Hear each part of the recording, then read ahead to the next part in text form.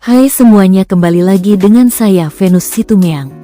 Kita akan bahas soal kesenjangan baik pendapatan, pembangunan manusia, sampai gender berdasarkan data dari 4 provinsi. Inilah data 4 provinsi yang akan kita bahas dengan mencakup beberapa pertanyaan. Let's go! Mulai dari DKI Jakarta, Papua, Jawa Barat, dan Nusa Tenggara Timur. Inilah beberapa pertanyaan yang kita bahas. Yuk, langsung aja. Provinsi.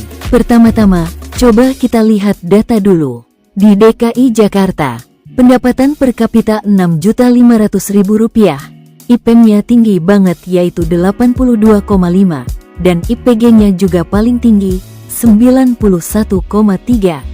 Bandingin sama Papua, yang pendapatan per kapitanya cuma Rp2 juta. IPM-nya 62,4 dan IPG-nya 84,2. Dari sini kita bisa lihat bahwa makin tinggi pendapatan, biasanya IPM dan IPG juga cenderung tinggi.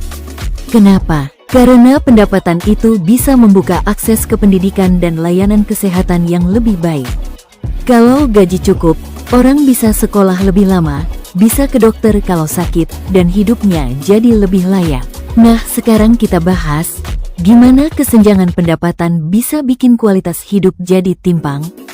Misalnya di Papua dan NTT, karena pendapatannya rendah, banyak masyarakat yang masih kesulitan mengakses pendidikan yang layak dan pelayanan kesehatan. Bukan karena mereka nggak mau sekolah, tapi karena fasilitasnya minim dan biaya hidup tetap tinggi. Akibatnya, angka harapan hidup rendah, tingkat pendidikan juga rendah. Jadi, pendapatan yang timpang ini nggak cuma soal uang, tapi juga soal kesempatan. Orang Jakarta bisa punya banyak pilihan untuk hidup sehat dan pintar, sementara saudara-saudara kita di Papua dan NTT masih harus berjuang lebih keras. Sekarang kita akan bahas IPG, Indeks Pembangunan Gender.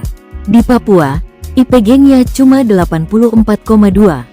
Artinya masih ada kesenjangan besar antara laki-laki dan perempuan, terutama dalam hal pendidikan dan kesehatan. Kalau perempuan tertinggal, pembangunan nggak akan bisa maksimal.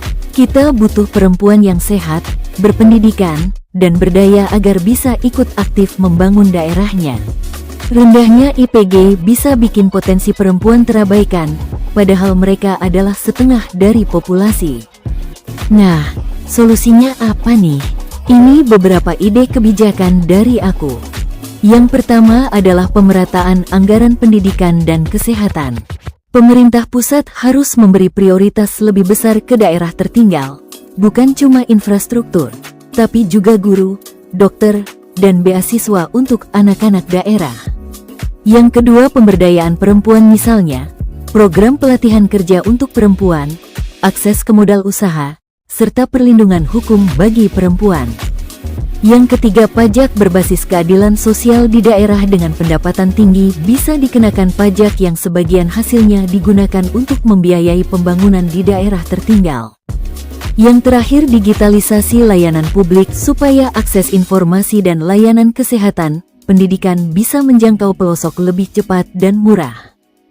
Jadi teman-teman, kalau kita mau Indonesia maju secara adil dan berkelanjutan, kita nggak bisa cuma fokus di kota besar. Kita harus bantu daerah tertinggal dan pastikan perempuan punya peran yang sama penting dalam pembangunan. Yuk kita dukung kebijakan yang berpihak pada keadilan sosial dan gender. Sekian dan terima kasih sudah menonton.